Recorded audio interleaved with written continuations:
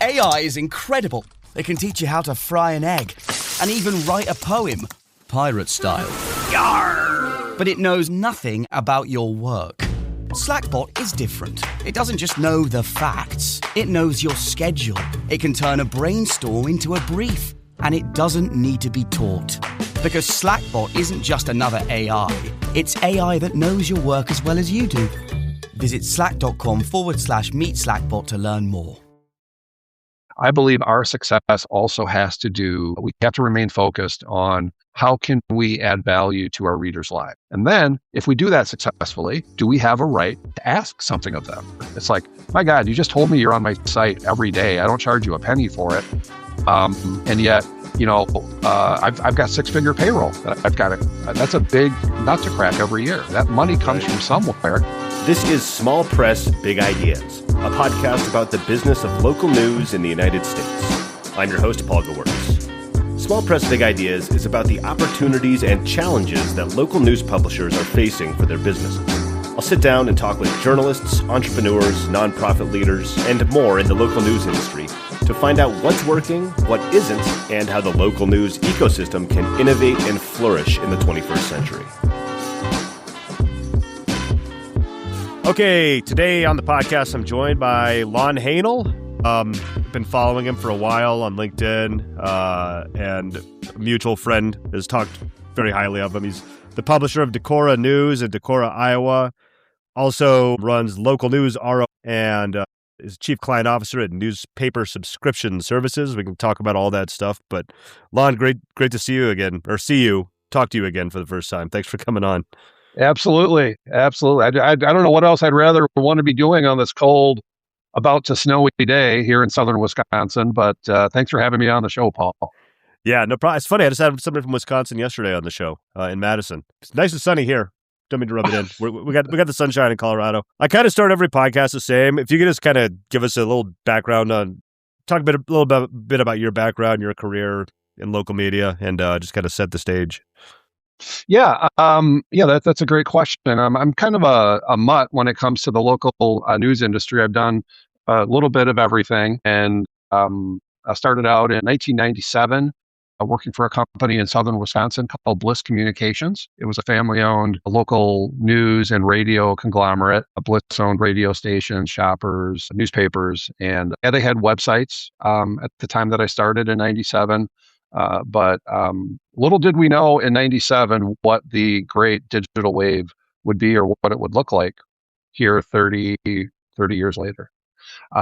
Started out selling advertising, then got invited to come over to the consumer side of the operation in 2004, and I worked as home delivery sales manager, and then on up to circulation director, circulation VP, digital VP.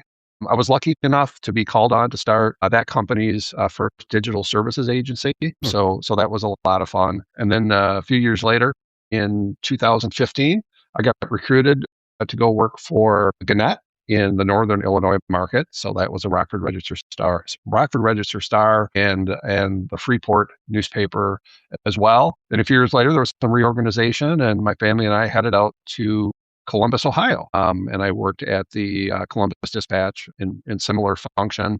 In 2019, I struck out on my own. I started Local News ROI, which is kind of a cute little story. I was convinced what the world needed at that time was another audience or consumer revenue consultant. What I found out is that it didn't. What it really needed is someone that could really push the throttle to the floor and generate new subscription orders for newspapers. So to all my friends out there who are consultants or fractional CMOs, don't take it personally, but just for us, it worked well in our business. And that was about 7 years ago, and we're still thriving. We're still growing. We have great clients that we're working with and for at Local News ROI. And then about the same time, I went to work with a friend of mine, Frank Vegda, at Newspaper Subscription Services. And in that business, we provide low-cost sales and marketing solutions to audience and subscription marketers, consumer executives. And for the most part, we are integrated with most systems already in use. So we just kind of fit nicely on top of or beneath their tech stack without a lot of problems or integration issues. So that's an exciting business. But we are very excited about Local News ROI. I'm sorry, DecorahNews.com. Too many brands floating around in my head because it was a model that was started. Can you believe 25 years ago? The brand will be 25 years old on tax day of this year, April 15th. We have only been the stewards for the last about 3 years. We purchased it about 3 years ago, and the founder who sold it to us, his wife told him it was time for him to retire. His name is Paul Scott, and he's still local in Decorah, Iowa. So if you're listening, Paul, hello. Thank you for selling us your great business. We're having a lot of fun running it. And its model is 100% advertising based, although, and maybe we can get into this on the podcast, Paul, maybe we can dig into sort of like where we see things going, what we see the future being in local news, and how readers and how raving fans of the product we put on the street every day, albeit digital only, web and mobile, how they can contribute and take a greater stand in growing the community. So that, like in, 8 minutes is a real quick nutshell of my background. We're under seven, and that includes the intro and everything, so it's not that bad. So I want to talk about a bunch of that stuff, but you're kind of talking about Decorah News. Forgive me if I'm wrong. I think you're the one I was talking to who said you can't prove it, but you might just be like the oldest online only news source, and I can't remember exactly how you phrased it, something like that. And you're talking about how it's 100% advertised based. So, this show is about business models for local media and stuff. So I'd love to dig into that a little more. Decorah News. Yeah. No, that's a lot of fun. When the founder had the business, his little brand promise or slogan was first, free, and fast.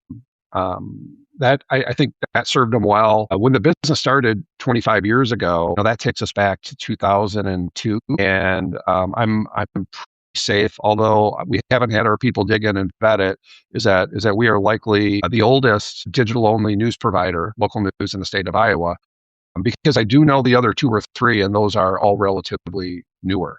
And one is actually on a college campus or in a market that serves a major college campus in the state of Iowa. So I feel pretty good about that, but please don't quote me on that.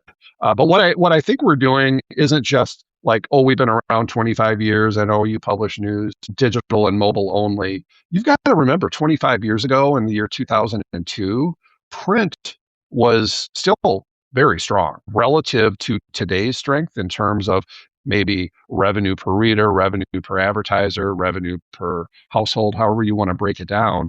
Definitely economically, it was more feasible. So when DecorahNews.com started, it was really in an era that is unlike today. And if you believe, you don't have to believe it.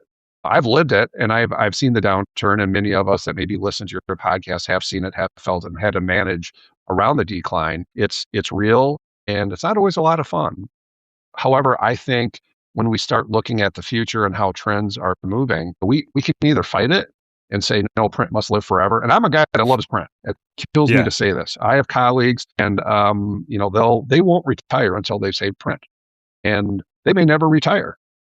And I like to take a reasonable approach. I mean, I appreciate print. Of course, I consume it in my everyday life as a consumer, but I'm also realistic that the appetite for information has moved online, and it's easier for us, for a digital only, to say, hey, we're fully digital only because we've always been digital only. I caught your podcast with Gordon Burrell, and he referenced, I think it was Clay Christensen in his book, The Innovator's Dilemma. Mm-hmm. I've had a chance to hear Gordon speak. I've had a chance not to hear Clay speak, but another gentleman who was affiliated with him, and I forget his name right now, and he spoke in Chicago, Washington, D.C., and so forth. And I just really learned a lot from practitioners of the innovator's dilemma, because there's a certain amount of letting go you need to do when you innovate, because you've got all of your core revenue, core maybe margin tied up, or not tied up, but resource to print. So how are we going to grow this new shiny thing in the light of our cash cow beginning to die? So we really don't have that restriction. It's kind of interesting. In our local media market, we have a once a week local print newspaper called the Decorah Leader. They were recently purchased by a family in Iowa that owns several weekly newspapers across Iowa. So they're more of a chain, but they do a nice job. And I continually reinforce with my staff, there are things that we can do that they just cannot do. We can disseminate news as quickly as we want, right? We don't, their paper comes out on Thursday. Most, weekly rural papers come out on Thursdays, I believe, maybe Wednesday sometimes. But if you're once a week, rural, you're either Wednesday or Thursday. We come out 7 days a week. Right. So we're just like the grand old days of the newspaper where everybody got a 7-day newspaper. In fact, we're even better than that because we can push things live at any time, 24 hours a day. We can put a breaking news ribbon or a tag, as we call it, on the story to get it to pop up to the top of the stack and grab major attention when eyeballs come to the site. We're able to tell stories with photos, photo galleries, videos, and yet to come audio formats. We're intensely interested in the audio format of storytelling and newsletters to bring folks back in. Maybe disadvantage that we have is we don't drop on someone's porch or in someone's mailbox when we're ready to read. You have to love the brand enough and be dedicated and committed enough to continually come back. We did a recent survey over New Year's weekend, and our readers told us overwhelmingly that they read us every day. And what a compliment to not even have a print product that we're dropping on the street. In our market, we'd be out of business if we tried to publish a print newspaper every day. You can do it once a week. Our competitors doing it, and they're doing a nice job with it. We are, however, publishing local news content 7 days a week. Sure, some days are better and bigger than others, but we are publishing local news 7 days a week. And I just feel like we'll be in good shape as long as we can continue to leverage those real distinct, what I like to call blue ocean advantages, is what can we do that nobody else can. And for that reason, that gives me a lot of faith and hope in the future. We are still in the local news quagmire, so to speak. Whatever Google and Meta is doing to our larger newspaper colleagues out there, we also feel that. We feel the fracturing of content online. We know what AI is doing in terms of summarizing results, putting it at the top of the thing, and therefore maybe fewer and fewer people actually go to the source content that's behind that URL. But yeah, that's a little bit about Decorah News from a high level, since you asked. Yeah. It's funny when you're talking about print. I'm probably the very, very last part of a generation that even remembers print. I'm 40. I'll be 41 next month, and I have very fond memories of the Rocky Mountain News, Denver Post, where I grew up, and especially the Sunday editions and everything. And yeah, I think it's obviously going down print, even though it's a great product. There are some cases where I see it working, just I wouldn't know about it without talking to people on this podcast. I had a lady Claudia Amaro in Wichita, and she started a Spanish first publication in Wichita for the Spanish speaking population there. Oh, cool. And she started as an online radio station and then website, and then the Spanish speaking population, they just want print. They want it like a newspaper. So she actually expanded to print. Yeah. But then the guy I was talking about in Madison yesterday, he's at Alt Weekly, and they have their place in print where it's really valuable still. Yeah. Where you go. But we kept joking on the show where you go into Chipotle and there's always one of those in there. But agreed. Yeah. But it's funny, you kind of talked about the decline of print, and you run a business that works with newspapers. I want to touch on, you talked about chasing the blue ocean stuff that Decorah has. Can you talk about for Decorah and also for clients you work with? What are you thinking about when you talk about that? You talked about audio, but what are you thinking about in terms of? That's a great question. But what immediately comes to my mind is being able to use the innate advantages of being a web and mobile local news publisher. And it's not, in a broad sense, like a national market or even a regional market. We have to have, we've got to have global tools, but we have to remember to focus those tools on a very local market. Our local content plays best, hands down. When we analyze our content, it's obituaries, letters to the editor, local news, crime courts and cops, sheriff's office reports, We had a county seat for Wenatchee County, Iowa. So of course we have the courthouse, and we tried a new storytelling format as we covered that trial, and it was more of a live blog format. Why do I bring that up? Well, I bring that up because when you're in the print world, you can't live blog. It's I guess for your listeners out there that maybe I could give a little more clarity around what is it like. What's like when a sports department or the athletic covers a sporting event, and for each like big play, they add to that blog, and then Right. as you read it, you can just read the blog, which is technically words on a page, and you can get a gist of what's going on. But for those people that are super interested in it, there was no live TV access, as there are many murder trials across the country. So this was really their best connection if they were interested in the case. Now, if they just wanted to read the story at the end of the day, if that was good enough, fine, they could read that. But again, our commitment to leveraging our tools in the digital and mobile space to the best we can, really dictated that we have a reporter. His name was Alex. He did a wonderful job covering that murder trial, and we've got all kinds of feedback that people loved the creativity and how we tried something new and how we could deliver updates about what was going on in that courtroom in real time. This episode is brought to you by Indeed. Stop waiting around for the perfect candidate. Instead, use Indeed sponsored jobs to find the right people with the right skills fast. It's a simple way to make sure your listing is the first candidates see. According to Indeed data, sponsored jobs have 4 times more applicants than non-sponsored jobs. So go build your dream team today with Indeed. Get a $75 sponsored job credit at Indeed.com/podcast. Terms and conditions apply. That's great. Yeah. Yeah, like a murder trial, there's nothing, when you think of I'm in the podcast space, I work with local news people, but, I pay attention to the broader ecosystem. True crime is it just hooks people. I don't know what it is. It's just like my wife is addicted to it. We love that podcast. Yeah. Oh my God. It's phenomenal. Yeah. They're like, what are they? Like 2 hours long, and you're like hooked all the way through.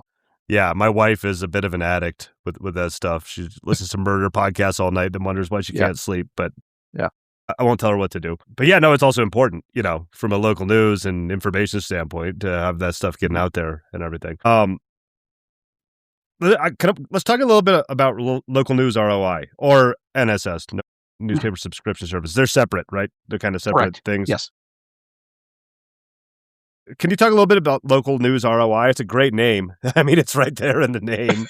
What are you doing for folks? You said you started out thinking the world needed another consultant in the space, and then maybe not. But what do you do, like to create ROI? It was kind of funny. Back in 2019, I was doing what many new consultants do, kind of have like the headlights in their eyes, is they start working their warm contacts. So that's what I did. And I received a lead, or I generated a lead for a newspaper in Findlay, Ohio.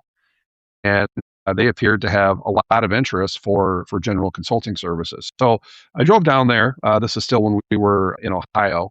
So I drove down to Findlay, and I met with the marketing director and the circulation manager. And they really liked everything that we had to say on sort of a high level. Like, oh my God, this is going to take some time to materialize. But they just kind of looked at me and they said, do you know of anybody who could go out and sell newspaper subscriptions for us? I said, oh, you mean like kiosking, right? That's what the industry refers to as kiosking, like at supermarkets, county fairs, retail, Walmarts, et cetera, right? And I said, yeah, but we are able to do that for you. And I'm like, well, maybe this is my aha moment, right? Maybe what the world needs is not, like I said in the intro, not another fractional or another consultant. Maybe they just need someone, a practitioner, so to speak, that can keep their foot on the gas and generate quality newspaper orders on the print side. So that's really where what Local News ROI today was born. It was kind of built in that moment of necessity for a client who didn't really need to tell them what to do. Right. Consulting. What they needed numbers on their books, right? They needed that influx of new subscribers, And so then with that new aha moment, then I began testing that concept with other clients I had either previously called on for consulting or about to, and it just really took off. This is what what I found is what clients were interested in. And they say that about running a business and how you treat customers. It's like, if you just wait for your customers to tell you what they want, they'll tell you, and then they'll buy it from you. Yep, I agree with that. Well, so say, like, if there's somebody listening who might be a potential client or something, and they're like, yeah, that's what I need. Like, what tips would you give them if they want to maybe implement it themselves, or what would you come in and do? Like, what have you learned, like, doing that? Actually? I'd say, oh, geez, call us as soon as you can. We'd definitely. love to I'll learn more and see if there's a fit.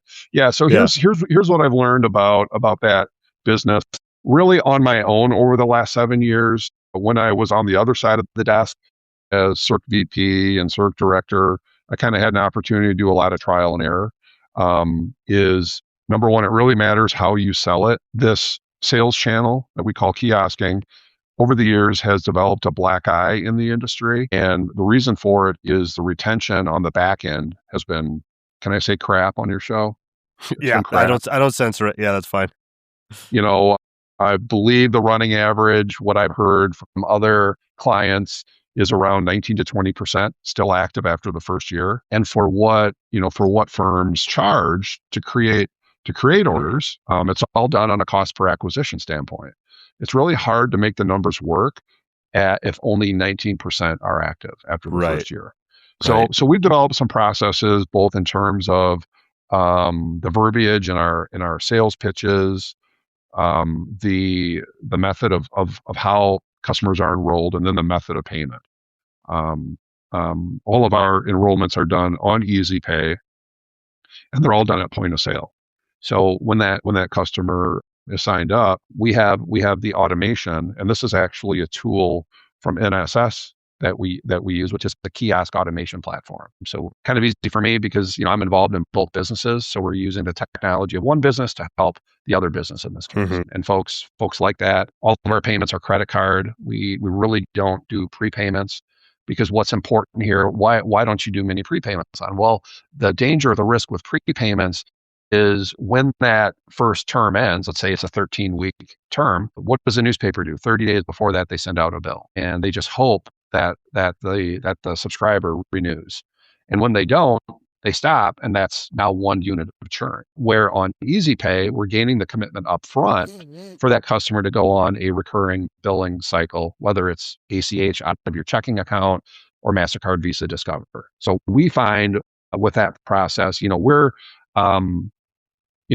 around 40 to 41%, and that's pretty much across all of our markets, still active after the first year. At 40% still active after 12 months, our model works brilliantly. Like, you can't screw it up. I mean, you first call us. Once you call us, you can't screw it up after that. Right. Yeah.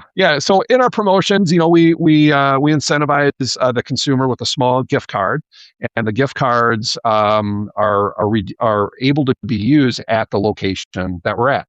So if we're at a local supermarket, it'll be that local supermarket's gift card. If we're at a retailer, it'll be that retailer's gift card. Not much, usually $5 to $10, but it's something to sweeten the deal and to help close the deal. And like I say, the system works pretty well. When we put a team out, what kind of results do we get? Volume results. We're normally out for a weekend. We'll work a weekend at a time, and then we rotate to another market. In a very strong performing market, we'll write 225 to 250 orders. In a larger market. In a smaller market, we could be 60 to 80 orders in that same period of time. That's awesome. So that's really the secret. We've got a great team that's got a ton of experience. Are they good at sales? Absolutely. But even better, they're good at the quick order, taking the quick sale. And believe it or not, when someone's walking through that door at the local supermarket, probably the last thing they had in mind was they were going to buy a subscription to the local newspaper that day. Right. You know what they were thinking? They were thinking eggs and bread and cheese and so forth, right? Mm-hmm. If we can derail that and say, hey, you need a subscription, and by the way, here's a $10 gift card if you give us a try again. You say, okay, how much is it? We tell them. We also provide them with a free copy of that day's newspaper. And that can be a very good deal maker at the same time. And it's nice for the grocery manager and the retail manager because oftentimes their bonus or incentivized on gift card sales. So we're helping them by purchasing, a whole glut of gift cards at once. That's a great idea. That makes a lot of sense. Who, forgive me if you said this in there and I missed it, but who's a good fit to work with you? Like, I have people listen to the show, they work at the Gannett's and McClatchy's of the world, but also people that are like a one-person newsletter or, a smaller team or something like that. Yeah. Where does it make sense to talk to you about it? For that business in that channel, the mid-sized markets, still make a lot of sense. If you have a print newspaper product that's delivered, even as few times as 2 to 3 days a week on up, we've done really, really well. And just because you're a small market, think for a second that you're not a candidate to grow a subscription volume with this type of channel. In markets that, let's say, haven't done it in a while, or maybe you've tried it with one of our competitors and you felt like you got burned and it's been a couple years. Great time to reassess and give it a try again. Except this time, give us a call. Of course. Also, archetype of success would be, what have you recently done with a contraction in your market? If you've contracted days of the week or you've raised the price, we say we don't like to come in right on the heels of that, but 90 days, let's come in 90 days after you've had either of those two, a major pricing event or a contraction. Let's say you've gone from 7 days to 5. We've gone in right away. We said, let's just go in right away. Let's give it a try. People treat us like we're the PR department or the customer service desk of the newspaper. They're really not in a mind to buy. People love their local newspaper. They love their subscriptions and they take them very seriously. But some customers, when they've been pushed to the edge, all they can do is vote with their pocketbook. And they say, I'm done with you. And they say that. I'm done with you people, right? I've heard that over and over and over again when I was on the other side of it. But they all come back for the most part. Maybe 10% don't come back. But even when they're stopped, this was part of some other research we did a while ago, is they're still engaged with the brand somehow, some way. A newsletter, maybe they're buying single copy, they're reading us online, they're checking in, we hate to say checking in on social media because there's all kinds of bad things connotated with news on social media. But I would say if it's the newspaper brand social media page, maybe that's better. But yeah, they are in some way connected. And that's why waiting maybe 2 to 3 months before we come in, because there's a lot of work to do winning those folks back. And I'd say if you don't hire us to win those customers back who you lost 90 days ago, then have some other plan to do it. But certainly it's one call, it's one contact, it's one invoice. Like you don't have a million sales channels and a million different forms of budget going out. Right.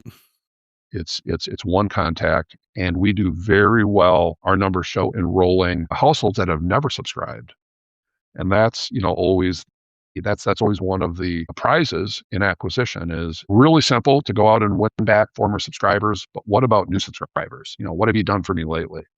And because we are touching such a wide swath of the market, when we're at a county fair or a Walmart or a supermarket, we don't really know who we're talking to. But we're finding a third of the time our enrollment is with households that have never subscribed. So yeah, just a few things we've learned over the years about that particular sales channel. Yeah, it's super interesting. Very cool. Okay. I want to take off the consultant, I guess, whatever you had, and put back on the publisher hat for a minute, if that's cool. Back to Decorah News. You kind of gave me a pretty good rundown. It's a, digital first, or digital only, right? Publication. I got to ask the question I ask everybody because it's 2026 and it's on every single podcast ever, is about AI. I like getting everybody's take on it because, what's your overall take, and are you guys using any tools? Like, how do you view it? Because I get a lot of varying opinions on this on the show. Yeah. Maybe we ought to cue this segment of the podcast. It's been sponsored by OpenAI. Back to you, Paul. No. Yeah. We like AI. There's definitely some productive elements of it. There's certainly a lot of fear mongering going on with it. especially in terms of ethics and transparency in the news business. We certainly, obviously, don't like the idea of AI taking our content, rewriting it in a human voice, and Right. dropping it at the very top of an AI prompt. We know that the number of AI inquiries are growing daily, and it seems like they're almost growing exponentially. So that is something that we're very, very concerned with. Although we know that our relationship with search, and I'm looking at my stats from last year, Paul, and DecorahNews.com appeared in search 7.4 million times. So call it 7.5 million times. So we feel that yeah, we potentially have a lot to lose if we don't keep our eye on what AI or how AI might be interacting with our brand online. Now, the other side of it is how can we use AI to make our business more effective, save money, or do workflows more efficiently? Mm-hmm. And we don't do anything with it on the news side. Right. Again, I know there's consultants going around the country talking about, you need to have an AI policy, and if you write something with AI, you have to disclose it. And I believe all that to be true. It just is not a barrier that we've crossed yet, right? So we don't give the disclosures because we're not using AI.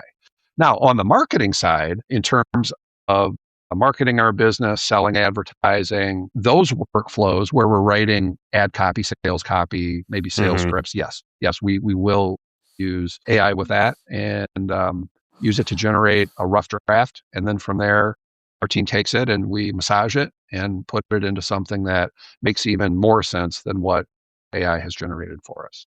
But so these are on the marketing side, but we don't use it in the newsroom. Yeah. That's definitely have people on the same boat. Almost nobody. I think I've had one or two people who say they do use it for writing some content, but the overwhelming majority of news publishers are staying way away from that, at least in its current connotation. It's so like ChatGPT or whatever. It's just so wrong sometimes. I have a GPT that helps me write up show notes for this podcast where I upload the transcript. I'm like, hey, tell me what happened. And I've been doing it for months and months and months, a year maybe. And the other day, it just completely hallucinates. It says, today on the local industry news show, Paul, and then it gave me like a wrong last name. I'm like, this is not the name of my podcast or my name. It's like, oh, sorry about that. You're right to catch that. I'm like, oh my God. I can't believe people are actually using this to write stuff without checking it. Yeah. But anyway, yeah, good stuff. Yeah. We're coming up on time here in a few minutes, but another question I've been liking to just try to run through everybody is, local news industry has had its struggles over the last couple decades. I think the narrative isn't entirely justified, that it's dying or done or whatever. The interest is still there. Where do you see it headed in the next 5 years on kind of a macro level, and then also like for Decorah News and your other businesses? Because you said it kind of an interesting kind of intersection of all of it. So I'd like to hear that. Yeah, right. Yeah. I mean, certainly in my professional life, I realize there's a certain amount of hedging that goes on in the industry. On one hand, newspaper subscription services is really busy helping our clients manage the decline of print by great solutions to help prevent churn, help prevent stops, provide them other solutions. We've got another business where we're generating basically a new throttle with kiosking to drive now we're writing about 20% of our order mix is digital only too, Paul. It's not like it's 100% print. And that number has steadily been growing over the last short little while. I remember, we were lucky to get 5% of our order mix is digital, and now we're to around 20%. So I think that needs to be telling us something as well. Yeah, definitely. Right. But as it relates to our local publishing business in Northeast Iowa, I believe if we stay true to the local and we're creative enough by asking our readers, hey, what are we missing? Like, you've been reading us for years, like, what are we missing? And staying open-minded about it. And you got to remember that I entered the business before the millennium change, 97, in the last 1,000 years is when I started my career. When you walked into a newsroom, things had to be done in a certain way. And there were probably a lot of good reasons for that, but it was in a day where newspapers, they couldn't screw up. Like they could be the resource, they could be a little uppity, they could be a little bit like fatherish, if you're to put a persona to it. And this is good because I say it is. Newspapers were doing political endorsements. Some still do. We don't. We do not endorse campaigns or politics. We will let people reflect their viewpoints, and we do that in our letters to the editor and our columns. But we won't endorse candidates as an editorial team. So what I think I'm trying to say here is I'm okay with bending the rules, maybe even breaking them in some cases, if it relates to our audience becoming more engaged with us, but it still gives us enough oxygen to continue our mission to publishing, to being the exclusive source for local news in and around Decorah, Iowa. I believe if we can do that and we can use the tools available in the digital publishing space, like podcasts, like newsletters, like recycling content on social media, like everything we can do on our site to get people deeper and deeper and deeper into the website and keeping them on the website longer and longer. Like I'd love to talk to the producers of True Crimes, that podcast we just talked about, because how the heck do you get someone to sit on your brand for 2 hours? I mean, they figured it out. So that's sort of what I think about is like, what lessons can we learn from outside the news business? We are essentially a streaming product now. We went from, we were really born out of the print or radio world when it comes to news, and now we're more of a streaming service. And then ultimately, I believe our success also has to do, we have to remain focused on how can we add value to our readers' lives? And then if we do that successfully, do we have a right to ask something of them? Like public radio, public television do in terms of, hey, could you remember us with a $10 per month thing out of your checking account? Or, could we count on you to be a bronze sponsor and kick us $100 a year? It's like, my God, you just told me you're on my site every day. I don't charge you a penny for it. And yet, I've got 6-figure payroll that I've got that's a big nut to crack every year. That money comes from somewhere. Yes, it comes from advertising, but we're putting a lot of pressure on our ad business to provide something to the rest of the world that's totally free. Now, what a pundit will say, yeah, but you need that content to drive that audience to get those advertising dollars. Yes, that's true. However, it also has value to the readers. And I know it does because they tell me in surveys. Much like I think, did you talk to the Isthmus yesterday? I didn't catch your podcast. I did. That's who I talked to. That's what I thought. It hasn't gone out live. Hasn't gone out live. I just talked to him yesterday. Yeah. So they're one of the funding models that we're following closely. They've done a great job. And I can't wait to hear the podcast. I don't know if you guys talked about what they're doing with membership and donations and contributions. But we kind of feel like that is a direction that we need to get a lot better at, so that we're around for a long, long time. Yeah, I'll let you know when that one comes out. I think I'm trying to remember his name. I've had a ton of Jason Joyce, the publisher over there, is who I had on, and he talked about that stuff. He was great. Yeah, I always love talking to people from Iowa, Wisconsin, and everything. I always get along with you guys real well. Well, we're so nice and friendly. I know, right? It's great. Lon, this is awesome. I do have to hop off in a minute here, and you sent me a bunch of stuff that I'll link to. But if you want to say it also, where people can find you, I'll do the LinkedIn, your email, your website, all that. But anything else you want to promote or anything put out there? Yeah. Yeah, no. I mean, certainly open to chat with anyone. Whether it's about the local publishing business, if we can help. If you're a newspaper professional or executive and you'd like to take a look at solutions to grow your print or digital subscription base, that's kind of where our other two businesses come in. So and you'll share how people can contact. Okay. I'll have all those links so you can just scroll down and click on them if you're interested, and go check them out. Go give them a call, like we said a few times. Thanks, man. This was awesome. Thanks for coming on. Hope you have a great day. All right, thanks, Paul. It's been a blast. Thank you for listening to Small Press Big Ideas. You can subscribe on Apple Podcasts, Spotify, or wherever you listen to podcasts. If you'd like to help the show, the best thing you can do is to tell a friend or colleague and just take a few minutes to leave a rating and a review on whatever platform you're listening to right now. It only takes a minute out of your day, but it really does help the podcast grow and reach more ears. Check back for new episodes every Monday.